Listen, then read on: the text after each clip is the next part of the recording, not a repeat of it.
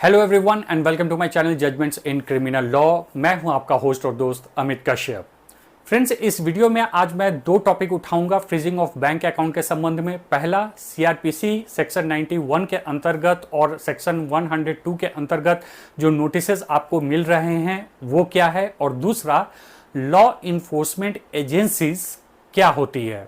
तो चलिए स्टार्ट करते हैं अपना वीडियो और जानते हैं इन दो टॉपिक्स के संबंध में। फ्रेंड्स, सीआरपीसी सेक्शन 91 और 102 के संबंध में मैंने एक विस्तार में वीडियो बना रखा है और नीचे डिस्क्रिप्शन में भी उसका लिंक दे दूंगा। आप चाहें तो मेरे इस वीडियो को देख सकते हैं। इस सेम विषय को दोबारा इस वीडियो में लाने का कारण यह है कि उस वीडियो को बनाने के बाद भी आज भी सैकड़ों लोग जो हैं वह मेरे कमेंट्स में या फिर मुझे कांटेक्ट करते हैं तो यही कहते हैं कि सर, मेरे ऊपर सीआरपीसी 91 और 102 के अंतर्गत केस हो गया है, तो इसमें क्या किया जाए या फिर इसका क्या उपाय है। उस वीडियो में सीआरपीसी 91 और 102 को मैंने बिल्कुल पूरी तरह से आपको एक्सप्लेन कर दिया था, लेकिन इस वीडियो में शॉर्ट में एक बार और आपको एक्सप्लेन कर देता हूं ताकि पूरी तरह से आपको सीआरपीसी 91 और 102 समझ में आ जाए।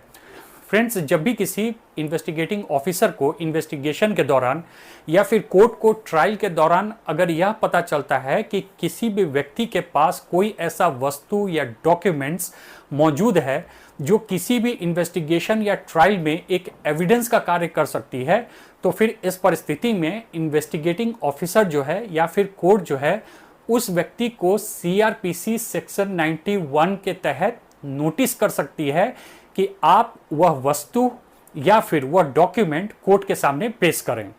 मैं फिर से रिपीट कर दूं, सीआरपीसी सेक्शन 91 के अंतर्गत पुलिस को या कोर्ट को सिर्फ नोटिस करने का पावर मिला हुआ है। सीआरपीसी 91 के तहत किसी भी तरह का कोई भी केस किसी पर नहीं होता है।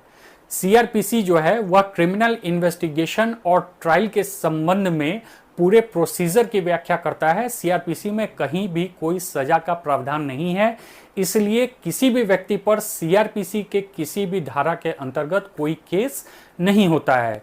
केस जो होता है वह इंडियन पिनल कोड या अन्य जो क्रिमिनल एक्ट्स बने हुए हैं उनके अंतर्गत होता है। इसके बाद सीआरपीसी सेक्शन 102 की बात करें तो सीआरपीसी सेक्शन 102 की मैं व्याख्या यहां पर नहीं करूंगा, बल्कि आपको शॉर्ट में और स्पेसिफिकली आपको यह बताना चाहूंगा कि कोई भी इन्वेस्टिगेटिंग एजेंसी, चाहे वो पुलिस हो, साइबर सेल हो या कोई अदर इन्वेस्टिगेटिंग एजेंसी हो, उनको सीआरपीसी सेक्शन 102 के अंतर्गत ही यह पावर मिला हुआ है कि वह किसी भी व्यक्ति का बैंक अकाउंट फ्रीज कर सकें।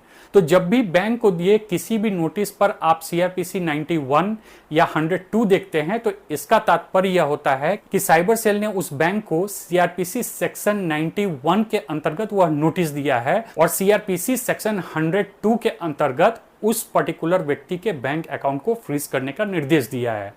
सीआरपीसी 91 के अंतर्गत यह होता है कि बैंक इस बात के लिए बाध्य हो जाता है कि जिस भी व्यक्ति के बैंक अकाउंट को फ्रीज करने का निर्देश दिया गया है उसके संबंध में जो भी डॉक्यूमेंट्स बैंक के पास मौजूद होगा उस डॉक्यूमेंट्स को अब साइबर सेल को देना होगा, वह इसके लिए मना नहीं कर पाएगा। और उस नोटिस पर सीआरपीसी सेक्शन 102 के होने का मतलब यह होता है कि बैंक को यह निर्देश दिया गया है कि आप उस पर्टिकुलर व्यक्ति के बैंक अकाउंट को फ्रीज कर दीजिए, और इसके बाद it is a legal binding on the bank कि उन्हें उस बैंक अकाउंट को फ्रीज करना ही करना होगा। एंड आफ्टर दैट जब सेम साइबर सेल और इन्वेस्टिगेटिंग ऑफिसर से उनको दोबारा निर्देश मिलेगा तभी जाकर वह उस बैंक अकाउंट को रिलीज कर सकते हैं, अन्यथा तब तक वह बैंक अकाउंट जो है वो फ्रीज रहेगा। तो इसलिए जब भी आप सीआरपीसी 91 और 102 के अंतर्गत कोई भी नोटिस देख रहे हैं तो इसका यह बिल्कुल भी मतलब नहीं है कि इन दोनों सेक्शंस के अंतर्गत आप पर किसी भी तरह का कोई केस हुआ है, बल्कि यह दोनों सेक्शन एक प्रोसीजर को डिफाइन करते हैं जिसके अंतर्गत आपको नोटिस करने का पावर या फिर आपके बैंक अकाउंट को फ्रीज करने का पावर पुलिस को दिया गया है। तो आशा करता हूं कि अब सीआरपीसी 91 और 102 को लेकर जो भी कंफ्यूजन आप लोगों के मन में है वह बिल्कुल दूर हो गया होगा। अब एक सवाल जो मुझे लगातार मिल रहे हैं वह यह है कि जब भी कोई नोटिस आता है तो बहुत सारे नोटिसेज में या मैसेजेस में यह लिखा गया रहता है कि आपका बैंक अकाउंट जो है वह लॉ इन्फोर्समेंट एजेंसी के निर्देश पर फ्रीज कर दिया गया है।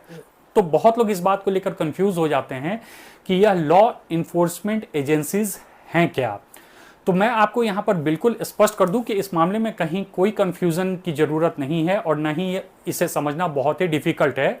भारत में जितने भी एजेंसीज हैं जिन्हें कानून लागू कराने का अधिकार प्राप्त है उन्हें लॉ इन्फोर्समेंट एजेंसीज कहा जाता है, जैसे police, CBI, special cell, crime branch etcetera. ये जितने एजेंसीज हैं यह सारे एजेंसीज लॉ इन्फोर्समेंट एजेंसीज कहे जाते हैं। जहां तक specifically freezing of bank account का संबंध है, तो अगर साइबर सेल आपके बैंक अकाउंट को फ्रीज कर रहा है तो आपके केस में जो लॉ इन्फोर्समेंट एजेंसी है वह साइबर सेल है। इन केस अगर आपका बैंक अकाउंट सीबीआई के द्वारा फ्रीज किया जा रहा है या स्पेशल सेल के द्वारा किया जा रहा है, फिर इस परिस्थिति में आपके केस में लॉ इन्फोर्समेंट एजेंसीज का तात्पर्य होगा सीबीआई या फिर स्पेशल सेल। तो जो भी इन्वेस्टिगेटिंग एजेंसीज आपके बैंक अकाउंट को फ्रीज करवा रही हैं, आपके केस में वही एजेंसी जो है वह लॉ इन्फोर्समेंट एजेंसीज हैं। तो आशा करता हूं इन दोनों टॉपिक से संबंधित सारे कंफ्यूजन्स आपके दूर हो गए होंगे। Thanks for watching.